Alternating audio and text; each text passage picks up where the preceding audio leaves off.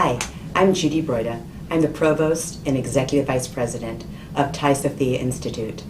Tai Sophia Institute is a graduate school that focuses exclusively on health and wellness, transformative studies in the health area. We are a graduate institution that offers master's degrees, postmaster's degrees, and post-baccalaureate certificates at this time. So Judith, can you explain what accreditation is? I'd be happy to. Accreditation has a lot of misnomers about it, and I'd really like to set straight what accreditation means and why it's so important. Accreditation in the field of higher education is a form of self-regulation. That's how people in higher education evaluate their peers. It's done essentially through a peer review process. So when a school becomes accredited, it's as a result of a stamp of approval from peers from other institutions that are like their institution who've evaluated the school according to numerous criteria.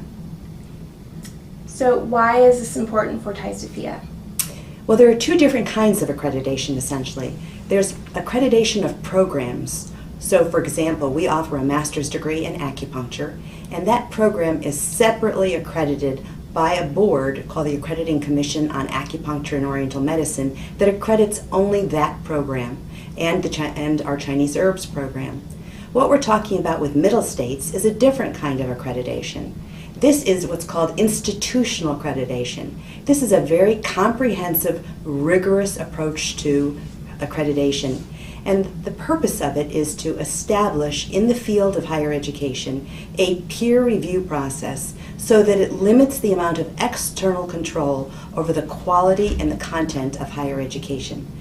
The Middle States Commission on Higher Education is extremely important. It's one of the 6 regulating bodies, accrediting bodies in the country.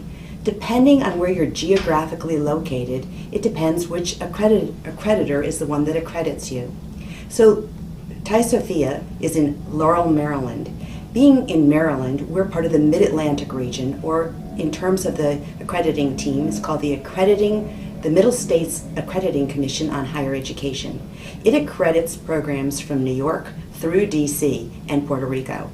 So we're a member of the Middle States Commission on Higher Education.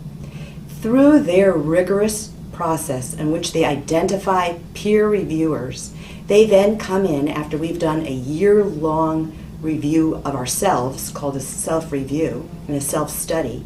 Teams of people in our institution have been working for over a year, close to 18 months, establishing and reviewing programs to make sure they're up to Middle States standards.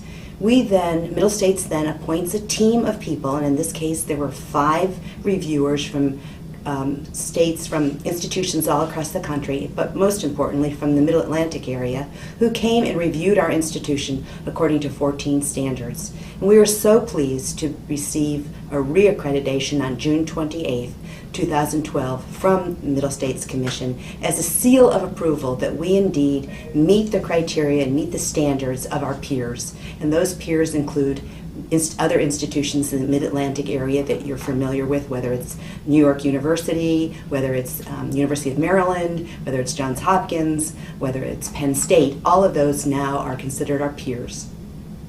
And so what else do we gain from this reaccreditation? Well, the reaccreditation is really important for both the institution and for the potential student, because for the student, it's again a stamp of approval to let them know that we meet the criteria as required by the Middle States Commission on Higher Education. In fact, there are 14 criteria that we had to meet, and each one of those criteria, each one of those standards has many, many criteria under it. The self-study that we did that took us 18 months to do can be no longer than 100 pages. However, we had 200 appendices and 2,000 pages of evidence, which we used to show how we met the standards as identified in this book. This book is called Characteristics of Excellence, and it's put out by the Middle States Commission on Higher Education. It lists the 14 standards and all the criteria that they recommend that you meet in order to be reviewed by these peer reviewers. So as you can see, we've gone through a rigorous, comprehensive review process, and we successfully completed it. Can you briefly talk about some of the standards and criteria that Tai Sophia had to meet for its reaccreditation? Oh, certainly. In these 14 standards that we had to meet and in the criteria, we had to meet important criteria about the quality of our faculty, the degrees they hold.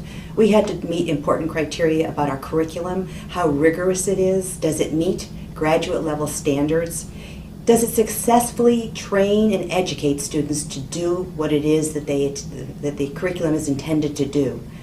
We spend a lot of time on important for Middle States and the other accreditors is the concept of assessment, and that is, does the institution meet the outcomes of its vision and its mission, and does each individual course meet the outcomes that it was designed to do to teach the students to be proficient and excel in their own individual fields? And again, we're delighted to say that we were reaccredited by Middle States because we met every one of these criteria. And lastly, now that our reaccreditation status has been cemented for the next 10 years, what is Tai Sophia going to be focusing on now? Well, we're delighted to be focusing on what we've been focusing on all along, and that is Tai Sophia within the next few years would like to be a university. In the initial accreditation by Middle States, which was in 2006, the initial accreditation lasts for 5 years. We were given 5 years, our full 5 years of accreditation, and then our recent reaccreditation is for 10 years. Now that we know that we have a 10-year reaccreditation, we are going to move forward aggressively to add undergraduate programs, add doctoral programs, add more graduate programs, again, in the field of health and wellness, a very burgeoning field, particularly with the Supreme Court affirmation of the Affordable Care Act, Healthcare Act. We now really feel that we are solidified to move forward in our area of complementary and integrative medicine, and that we will continue in the next several years developing the programs that are necessary to be a full-fledged university in integrative health.